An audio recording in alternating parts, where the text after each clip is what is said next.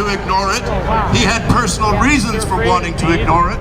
He had personal reasons for wanting to hide the source and the mechanism of this pandemic occurring. And so he and others went to great lengths to say that antiviral treatments just shouldn't be used. And they put out fake information involving its lack of safety, and it was completely fake. I prescribed hydroxychloroquine 35 years ago to patients going to Vietnam who wanted to not get malaria. So they took it for 4 weeks. They took that drug for 4 weeks, they and their children, to safely not get malaria. They all came back happy, had a lovely holiday. No sickness, no heart complications. Hydroxychloroquine has been safe for decades. Ivermectin is also a form of an antiviral, although it works by a different mechanism. But again, the U.S. military researchers found it to be safe, spoke to its safety, and recommended its use if there was ever a pandemic of a COVID type. You don't think this is a COVID type? I think we've been told for 2 years this is a COVID type infection, right? Yeah. Well, the proof was there that it was perfectly safe. And my next set of heroes from out of the United States have been using it aggressively.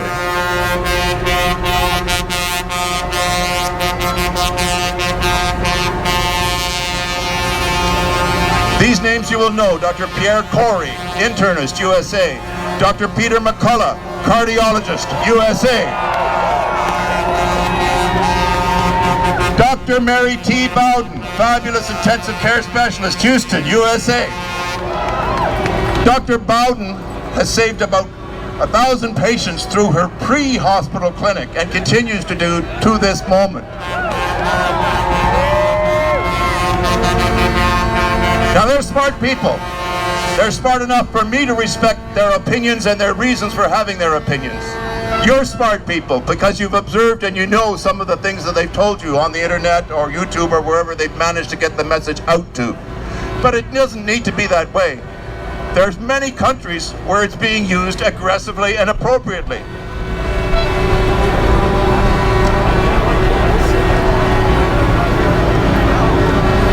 Sorry for having to be people to use notes, but you know, unaccustomed as I am to public speaking.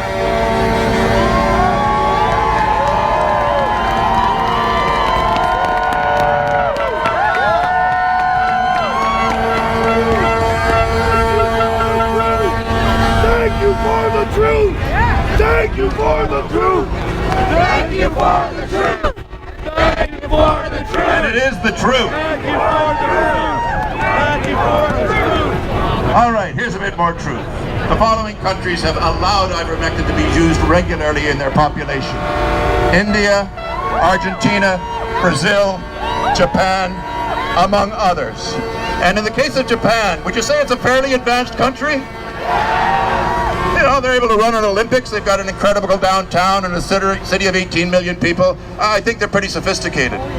Well, 8 months ago, when the government finally said to their physicians, we encourage you to actively use ivermectin in the safety of this pandemic. And at that point, their rate of infection dropped in half within 2 weeks of beginning to use it.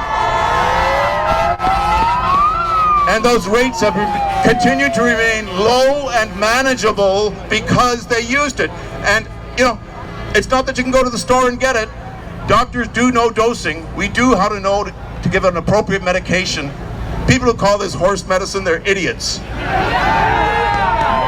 Just because your doctor gives you some Benadryl and in a different setting gives your cat some Benadryl, does it make it cat medicine? No, it's just Benadryl. So if you take human-grade Benadryl in an appropriate dose, you're safe.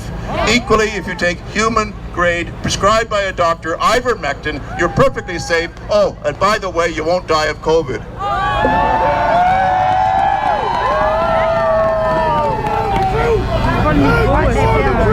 Thank you for the truth!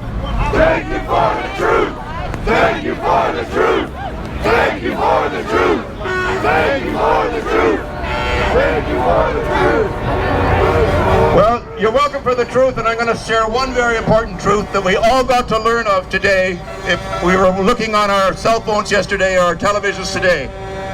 Yesterday, Sweden banned the viral treatment, the mRNA treatment, the vaccines for children 5 to 11. Children 5 to 11.